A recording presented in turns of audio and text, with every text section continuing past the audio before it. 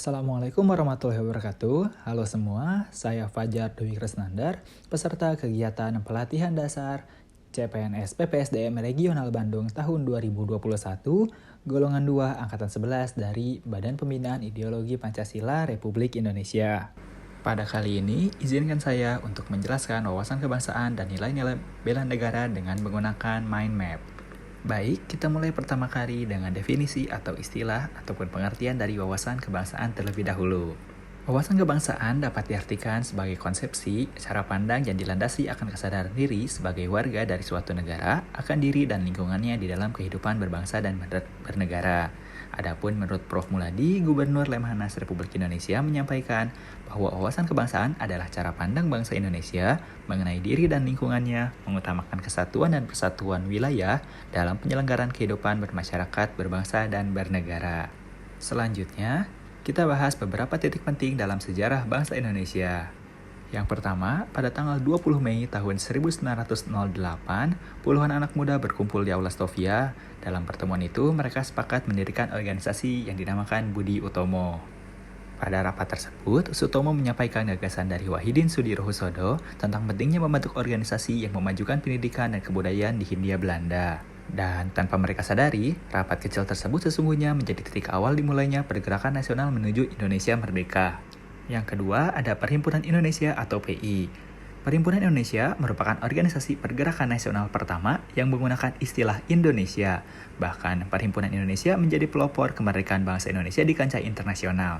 Perhimpunan Indonesia diprakarsai oleh Sultan Kasayangan dan R.N. Noto Suroto pada 25 Oktober 1908 di Leiden, Belanda. Berikutnya, pada tanggal 30 April 1926 di Jakarta diselenggarakan Kerapatan Besar Pemuda yang kemudian terkenal dengan nama Kongres Pemuda I.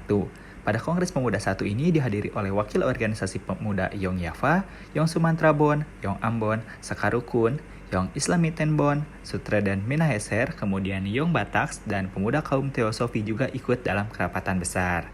Dan pada Kongres Pemuda I ini, ada sosok Muhammad Yamin, seorang pemuda berusia 23 tahun yang saat itu menjadi ketua Yong Sumatrabon, menyampaikan sebuah resolusi setelah mendengarkan pidato dari beberapa peserta kongres berupa 3 klausul yang menjadi dasar dari Sumpah Pemuda, yaitu kami putra dan putri Indonesia mengaku bertumpah darah satu tanah Indonesia, kami putra dan putri Indonesia mengaku berbangsa satu yaitu bangsa Indonesia, dan kami putra dan putri Indonesia menjunjung bahasa persatuan bahasa Melayu.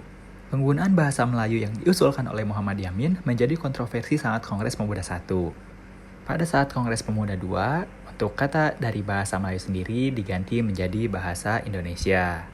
Dan pada tanggal 27 hingga 28 Oktober 1928, Kongres Pemuda kedua dilaksanakan.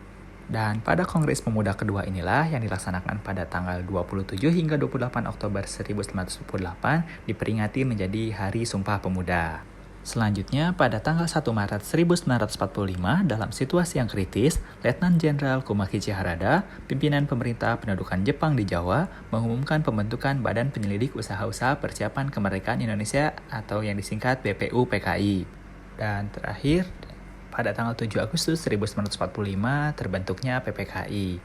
Dan dilanjut dengan peristiwa pembacaan proklamasi sebagai awal dari kemerdekaan Indonesia.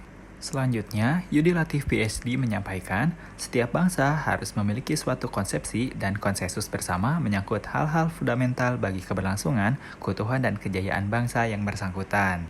Maka daripada itu, Indonesia sendiri memiliki 4 konsensus dasar dalam berbangsa dan bernegara. Di antaranya yaitu 1, ada Pancasila sebagai ideologi bangsa. Yang kedua, ada Undang-Undang Dasar Negara Republik Indonesia tahun 1945. Yang ketiga, ada Bhinneka Tunggal Ika. Dan yang terakhir atau nomor 4, ada Negara Kesatuan Republik Indonesia. Selanjutnya, kita bahas identitas dan lambang-lambang negara Indonesia.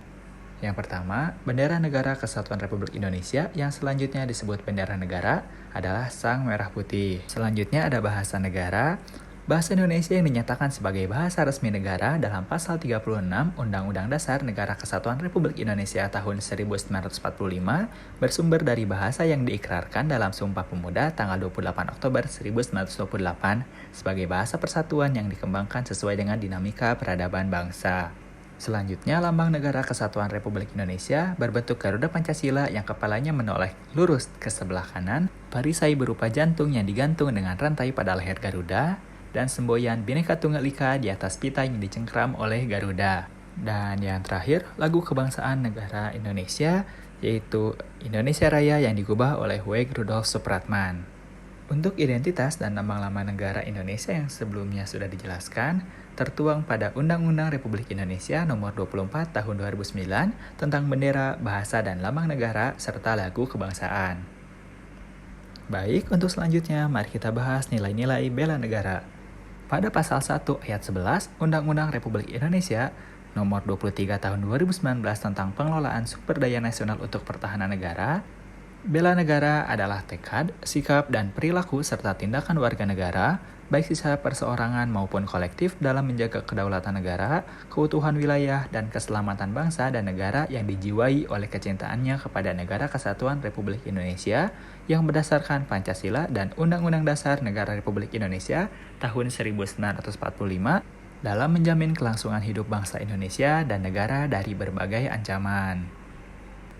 Selanjutnya, dalam Undang-Undang Republik Indonesia Nomor 23 Tahun 2019 tentang pengelolaan sumber daya nasional untuk pertahanan negara, pasal 7 dijelaskan bahwa keikutsertaan warga negara dalam usaha bela negara adalah salah satunya dilaksanakan melalui pendidikan kewarganegaraan dengan menanamkan nilai dasar bela negara yang meliputi cinta tanah air, sadar berbangsa dan bernegara, setia pada Pancasila sebagai ideologi negara, rela berkorban untuk bangsa dan negara, dan kemampuan awal bela negara. Nilai-nilai dasar bela negara tersebut memiliki indikator-indikator dari setiap nilainya yang diantaranya menjaga tanah dan pekarangan serta seluruh ruang wilayah Indonesia, ada juga menjalankan hak dan kewajibannya sebagai warga negara sesuai dengan peraturan perundang-undangan yang berlaku, ada juga paham dan mengamalkan nilai-nilai Pancasila dalam kehidupan sehari-hari, siap membela bangsa dan negara dari berbagai macam ancaman, dan senantiasa memelihara jiwa dan raga. Serta masih banyak indikator lainnya dari setiap nilai-nilai dasar bela negara. Setelah kita mengetahui nilai-nilai dasar bela negara beserta indikatornya, maka perlu adanya aktualisasi ataupun implementasi kesadaran bela negara bagi ASN seperti selalu setia kepada bangsa dan negara dengan menjaga nama baik, melaksanakan kebijakan publik dengan baik, memberikan pelayanan kepada publik secara jujur, tanggap, cepat, tepat, akurat, berdaya guna, berhasil guna, dan santun, mempererat persatuan dan kesatuan negara Kesatuan Republik Indonesia, serta nilai-nilai implementasi lainnya.